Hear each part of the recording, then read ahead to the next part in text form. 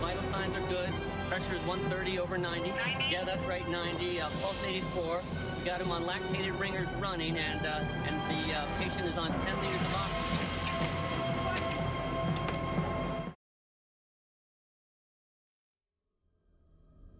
Plainfield está ubicada en Wisconsin, en los Estados Unidos.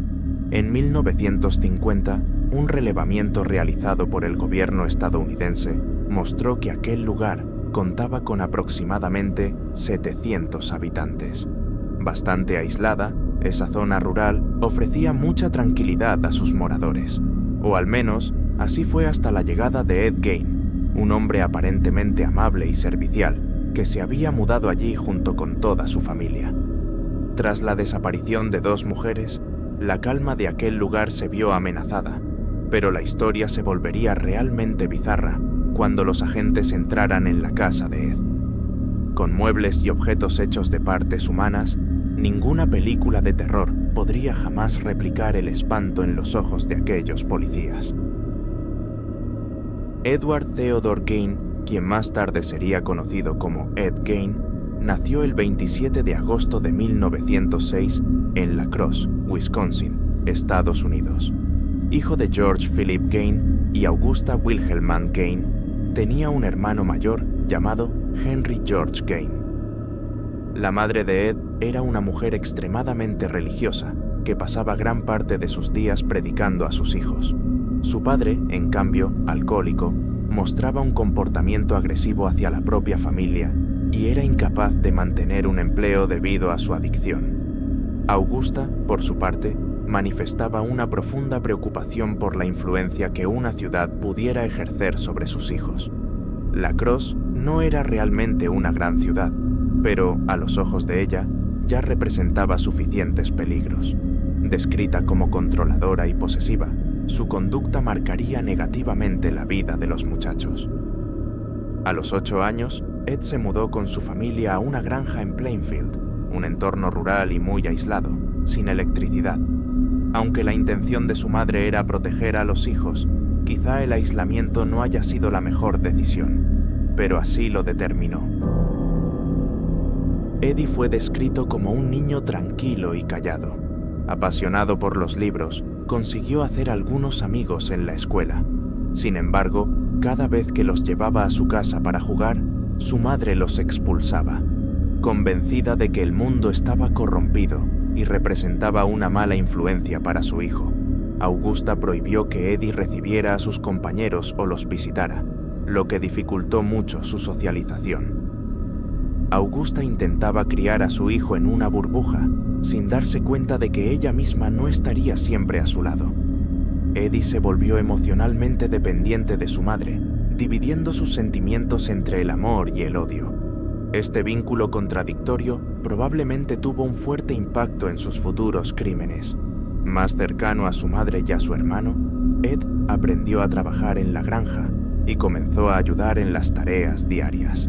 A los 13 años, abandonó la escuela para dedicarse a tiempo completo al trabajo rural. No se sabe con certeza si esa decisión fue tomada por él mismo o si fue impuesta por Augusta, pero, en cualquier caso, la madre no mostró resistencia. El joven creció hasta la adultez prácticamente sin contacto con personas fuera de su familia, y cuando llegaba a interactuar con algún vecino, su comportamiento ya era percibido como extraño. No acostumbrado a convivir con otras personas y escuchando desde pequeño que el mundo era malvado, resulta comprensible que el comportamiento de Eddie no fuera considerado normal por la comunidad. Y, como siempre es importante subrayar, ninguna de las dificultades de su infancia debe ser utilizada como excusa para lo que haría en el futuro. El 1 de abril de 1940, el padre de Eddie falleció, víctima de una insuficiencia cardíaca. Ya con 33 años, Eddie observó un cambio significativo en su hermano. Henry buscaba liberarse del control materno y comenzó a criticar abiertamente a Augusta, actitud que para Eddie resultaba inaceptable. Su madre había cultivado la imagen de ser la única persona buena en el mundo, creencia que Eddie había interiorizado de manera mucho más intensa que Henry. En mayo de 1944, un incendio forestal alcanzó la propiedad de los Gain. Eddie y Henry corrieron para intentar apagar las llamas, pero en cierto momento se separaron. Eddie salió entonces en busca de ayuda. Cuando el fuego fue controlado, Henry fue encontrado muerto en el suelo. Curiosamente, fue el propio Eddie quien condujo al equipo hasta el cuerpo, lo que levantó interrogantes. ¿Cómo sabía exactamente dónde hallarlo, si afirmaba haber perdido contacto durante el combate al fuego? La autopsia reveló heridas en la cabeza de Henry que sugerían una contusión. El forense, sin embargo, declaró como causa de la muerte un ataque cardíaco, atribuyendo los golpes a una posible caída. En esa época, nadie sospechó de Eddie, que aún mantenía la imagen de hombre trabajador y cordial. Con el tiempo, no obstante, muchos han llegado a creer que mató a su propio hermano, ya sea por venganza, debido a las críticas de Henry hacia la madre, o para asegurarse de que toda la atención de Augusta se centrara únicamente en él. La reacción de Augusta ante la muerte de su hijo, sin embargo, no fue la que Eddie quizás esperaba. Inconsolable, sufrió un derrame cerebral y quedó postrada en cama. Durante 19 meses, Eddie la cuidó, le preparaba la comida, le cambiaba la ropa e incluso, en algunos momentos, se acostaba a su lado, acariciándola en un intento de consolarla. Aunque mostró señales de mejoría, Augusta sufrió un nuevo derrame y falleció el 29 de diciembre de 1945. Solo en el mundo, Eddie atravesaba el peor momento de su vida. Como había depositado toda su conexión emocional en Augusta, la muerte de su madre fue un evento devastador que sacudió profundamente su mente. Ese estado, quizá, se reflejó en el interior de su casa. Desde aquel día, Eddie dejó de preocuparse por mantener la residencia en orden. La basura ya no era retirada y comenzó a acumularse junto con muebles y objetos rotos, reflejando el caos que dominaba su mente. Es común que personas en depresión o en medio de crisis psicológicas permitan que el entorno a su alrededor se torne tan desorganizado como sus propios pensamientos, algo que, en muchos casos, requiere apoyo profesional. Eddie, sin embargo, nunca lo recibió. Aislado e inmerso en sus pensamientos, desarrolló una creciente fascinación por la muerte. Su interés por la lectura se intensificó, llevándolo a consumir todo tipo de material, desde libros de contenido adulto hasta obras de medicina. Se mostró particularmente interesado en la historia de Ilse Koch, esposa de un comandante de campos de concentración nazi, conocida por coleccionar trozos de piel de los prisioneros, especialmente aquellos que contenían tatuajes. Esa información, combinada con sus pensamientos perturbados, alimentó aún más una mente ya inclinada hacia la morbidez. En 1947, Eddie ya no soportaba más la ausencia de su madre. Dominado por sus fantasías, tomó una decisión siniestra. Traería a Augusta de regreso a casa. Armado con una pala, Eddie se dirigió a la tumba de su madre e intentó exhumar el cuerpo. Sin embargo, no tuvo éxito. En esa región, debido a las condiciones del suelo, algunas sepulturas eran reforzadas con capas de concreto, lo que impedía retirar el ataúd. Frustrado por no poder recuperar a Augusta, Eddie concibió una idea aún más perturbadora. Comenzó a consultar los registros del cementerio en busca de mujeres que se asemejaran a su madre. Con esa información en mano, empezó a cavar y exhumar una gran cantidad de cadáveres femeninos. En ocasiones, transportaba los cuerpos enteros en su coche hasta la casa. Otras veces, llevaba únicamente partes. Su objetivo era macabro: reconstruir de algún modo la figura de su madre. Durante los 12 años siguientes, acumuló restos humanos en su residencia, transformándola en un verdadero escenario de terror. Obsesionado con su fantasía, Eddie leía cada día el periódico local en busca de noticias sobre el fallecimiento de mujeres que se ajustaran a su perfil. Siempre volvía a cerrar las tumbas después de sus saqueos, de manera que nadie parecía darse cuenta de lo que estaba ocurriendo. Con el tiempo, los cuerpos con las características de Augusta comenzaron a escasear. Sin embargo, su obsesión no disminuía. A los 51 años, Eddie decidió que no esperaría más a que se llenara la próxima tumba. Estaba listo para dar el siguiente paso en su locura. El 16 de noviembre de 1957 comenzó la temporada de caza en Plainfield. En esa fecha, prácticamente todos los hombres de la región salían a cazar, dejando la ciudad aún más desierta de lo habitual. Eddie aprovechó ese escenario para poner en práctica uno de sus planes más macabros. La víctima elegida fue Bernice Warden, de 58 años, propietaria de una pequeña tienda local. En las semanas anteriores, Eddie ya había visitado el establecimiento, mostrando comportamientos extraños e inapropiados. Incluso llegó a intentar coquetear con Bernice, invitándola a salir, pero fue rechazado. Aún así, parecía haber desarrollado una obsesión por la mujer. En la mañana del crimen, alrededor de las 9:30, Eddie entró en la tienda y pidió un galón de anticongelante. Bernice registró el pedido en un recibo y Eddie salió, solo para regresar instantes después. Esa primera salida probablemente tuvo como objetivo asegurarse de que la señora estuviera sola, lo que, lamentablemente, era cierto. De regreso al lugar, Eddie llevaba un rifle calibre 22. Solicitó otro artículo para comprar, y como era temporada de caza, la presencia de un arma no despertó ninguna sospecha. En el momento en que Bernice se dio la vuelta, Eddie disparó contra su nuca. La mujer cayó al suelo y murió instantáneamente. Después, Eddie arrastró el cuerpo hasta su coche y condujo hasta la granja donde vivía.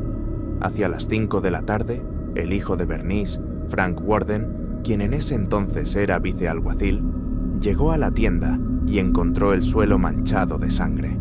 El último recibo emitido estaba a nombre de Eddie, hecho que, sumado a su extraño comportamiento en las semanas anteriores, lo convirtió rápidamente en sospechoso. Conviene recordar que algunos años antes, el 8 de diciembre de 1954, Mary Hogan, de 51 años, había desaparecido misteriosamente. La investigación que estaba por comenzar revelaría que ambos casos estaban estrechamente relacionados. Ese mismo día, ante el hallazgo en la tienda, Frank Warden organizó 2 equipos policiales.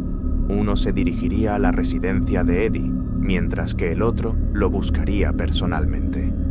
Eddie, ajeno a la gravedad de sus actos, cenaba tranquilamente en casa de un vecino, incluso después de haber asesinado a Bernice esa misma mañana. Este comportamiento reforzaba la ausencia de remordimiento o empatía que caracterizaba su personalidad. El 16 de noviembre de 1957, Eddie Gain fue finalmente arrestado. Mientras guardaba silencio ante las autoridades, el segundo equipo policial avanzaba hacia su granja. Al encontrar la puerta principal cerrada con llave, los agentes rodearon la vivienda y llegaron a una especie de cobertizo en la parte trasera. Allí, colgado por los tobillos, estaba el cuerpo de una mujer. Un corte profundo desde el esternón hasta la pelvis dejaba expuesta la extracción de algunos de sus órganos. La escena fue tan brutal que varios policías no resistieron y vomitaron. Poco después, los peritos identificaron a la víctima, Bernice Warden. La causa de la muerte fue confirmada: un disparo en la nuca. Con motivos más que suficientes, los agentes forzaron la entrada principal. Fue entonces cuando el verdadero terror comenzó. Entre suciedad y desorden, encontraron restos humanos esparcidos por toda la casa. Y lo más perturbador era que muchas de esas partes no estaban sueltas. Muebles rotos habían sido reparados con piel y huesos. Había sillas tapizadas con piel humana, una lámpara confeccionada con el mismo material, cubiertos hechos de huesos y cráneos convertidos en cuencos y platos. En distintos compartimentos de la vivienda hallaron narices humanas guardadas, una caja con órganos genitales femeninos, algunos pintados y atados con cintas, un cinturón hecho de pezones, además de labios humanos pintados con lápiz labial. En el dormitorio de Eddie, los agentes se toparon con máscaras confeccionadas con piel humana, cuidadosamente retiradas de los rostros de las víctimas. Dentro de un saco encontraron la cabeza de Mary Hogan, desaparecida desde 1954.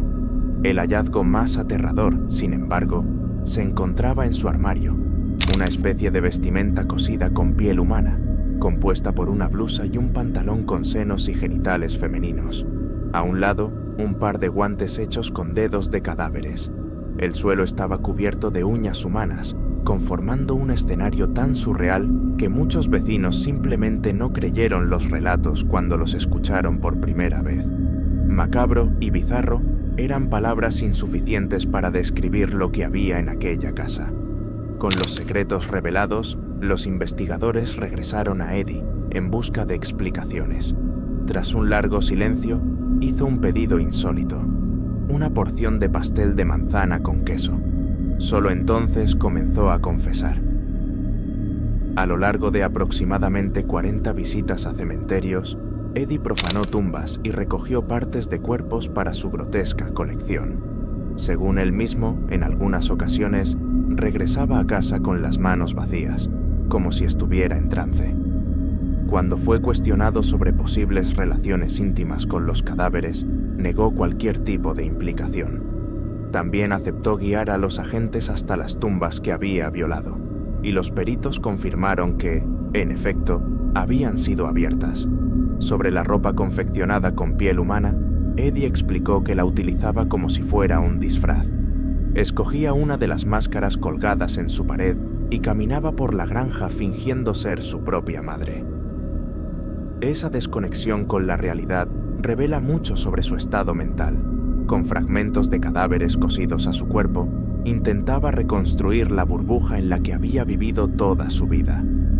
Quizás fuera el reflejo de años de aislamiento que fueron erosionando poco a poco su cordura. En los interrogatorios admitió 2 homicidios, los de Mary Hogan y Bernice Warden, pero reveló que parte de sus actos podían estar vinculados a la relación de amor y odio que sentía hacia Augusta. Al asesinar a aquellas mujeres, quizá intentaba atacar simbólicamente la imagen de la madre controladora que le había impedido tener amigos, mientras que, al mismo tiempo, utilizaba partes de sus cuerpos para tratar de reconstruir el amor perdido de su vida. En un principio, los investigadores no creyeron su versión y trabajaron con la hipótesis de que se trataba de un asesino serial mucho más activo. Para confirmar sus alegaciones, la policía abrió tumbas que Eddie no había mencionado y constató que, en efecto, decía la verdad acerca de los robos. En total, admitió haber profanado 9 sepulturas, pero en su propiedad se hallaron 12 cabezas humanas. Incluso sumando las 2 mujeres que confesó haber asesinado, los números no coincidían. Hasta hoy, permanece la duda sobre posibles víctimas adicionales nunca identificadas. Estos crímenes ocurrieron a finales de la década de 1950, cuando la tecnología forense era bastante limitada, lo que dificultó una aclaración completa del caso. Aún así, la historia de Ed Gein sacudió a los Estados Unidos, atrajo la atención masiva de la prensa y transformó para siempre el género del terror. De los monstruos fantásticos como hombres lobo y vampiros, la literatura y el cine pasaron a explorar horrores mucho más reales, los secretos ocultos en personas aparentemente comunes. El libro Psicosis, de Robert Bloch, se inspiró directamente en Ed Gein y dio origen al clásico cinematográfico de Alfred Hitchcock. Más tarde, otras obras también bebieron de esta macabra fuente, como La masacre de Texas y El silencio de los inocentes, que ya no parecen tan lejanos de la realidad cuando se conoce la historia de Plainfield. El 21 de noviembre de 1957, Ed Gein fue diagnosticado con insanidad mental y considerado incapaz de participar en un proceso legal. La doctora Helen Morrison, psicóloga forense responsable de la evaluación, describió su comportamiento como incoherente. Según ella, el criminal se mostraba muy calmado y presentaba una edad emocional incompatible con sus más de 50 años. Internado en un hospital estatal, Eddie permaneció bajo tratamiento durante 11 años, hasta ser declarado apto para enfrentar un juicio. El 14 de noviembre de 1968, Edward Theodore Gein fue finalmente declarado culpable de homicidio y vilipendio de cadáver. El juez, sin embargo, aceptó la defensa de insanidad, ordenando que fuera nuevamente transferido a una institución psiquiátrica. Esta vez, el Hospital Estatal de Mendota, donde permanecería por tiempo indefinido. Mientras Eddie vivía aislado en custodia, algunos de sus objetos personales, e incluso su automóvil, comenzaron a atraer una atención morbosa. El vehículo utilizado para transportar cuerpos hasta su propiedad fue subastado por $700 y exhibido en un circo itinerante, donde los visitantes pagaban 25 centavos para tomarse una foto junto al coche del criminal. Este episodio refleja un fenómeno inquietante: el mercado de memorabilia criminal, donde coleccionistas compran y venden artículos relacionados con crímenes y criminales famosos. Los vecinos de Eddie, por su parte, temían que su casa se convirtiera en una especie de museo del horror. Poco después, un incendio misterioso destruyó por completo la residencia. La policía nunca logró esclarecer su origen. Tras su muerte, incluso la lápida de Eddie fue robada y fragmentada, siendo vendida en piezas por internet. El 26 de julio de 1984, a los 77 años de edad, Ed Gein falleció a causa de un cáncer de pulmón. Fue enterrado junto a su madre en el mismo cementerio del que había robado cuerpos. Hoy, su tumba permanece sin identificación,